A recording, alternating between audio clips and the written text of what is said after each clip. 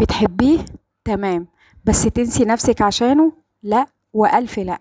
في الفيديو ده هقولك ازاي تكسبي احترام جوزك وتحافظي على كرامتك في نفس الوقت وبدون اي تنازلات، وكمان تكسبي حبه واحترامه يوم بعد يوم. بس لو قررتي تكملي الفيديو للنهاية ما تنسيش تكتبي لي في الكومنت ايه اكتر حاجة عجبتك في الفيديو، وكمان يا ريت تسيبي لي لايك واشتراك علشان الفيديو ينتشر ويوصل لأي حد محتاجه. ويلا بينا. اول حاجة بقولها لك ما تعيشيش في دور الضحية. لما تبقي دايما المظلومة اللي بتضحي وتسكت، انت كده بتخسري احترامه ليكي مش بتكسبيه. ليه بقى؟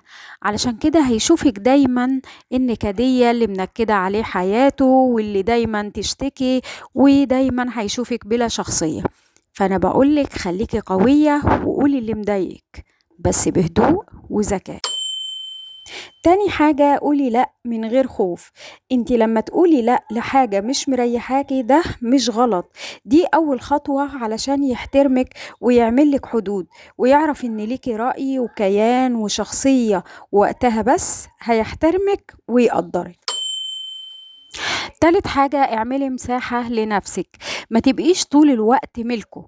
اهتمي بنفسك بحياتك بصحابك، علشان هو لما يشوفك مشغولة ومبسوطة هيعرف ان ليكي عالمك الخاص، وده هيخليه يحترمك اكتر ويقدرك ويعرف ان ليكي كمان كيان وشخصية مستقل. رابع حاجة احب اقولها لك، بلاش تطلبي الحب، خليه يجي لوحده. الست بقى اللي بتتسول مشاعر الحب بتخسر نفسها. مفيش مشكلة انك تكوني حنونة، لكن كرامتك لازم تكون قبله وقبل اي شيء وقبل اي حد مهما كان التمن. خامس حاجة لو غلط واجهيه ما تبلعيش. يعني المسامحة دايما مش مصدر قوة ومش هتكون في مصلحتك، وأوقات المواجهة بتكون أحسن بكتير وبتبني جدار احترام. والسكوت مش حل، مش هتكوني مرتاحة ولا هتعرفي تعيشي طول ما انتي مش مرتاحة.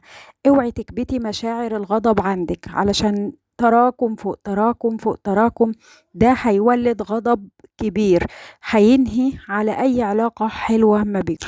الحب الحقيقي مش انك تمحي نفسك علشان تفضلي معاه، لا، الحب الحقيقي هو انك تكوني نفسك ويحبك كده زي ما انتي. حافظي على كرامتك تفضلي في عينه ست ب100 راجل.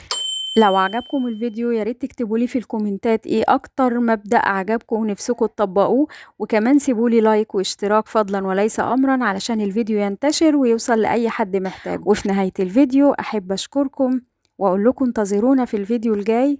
مع السلامة.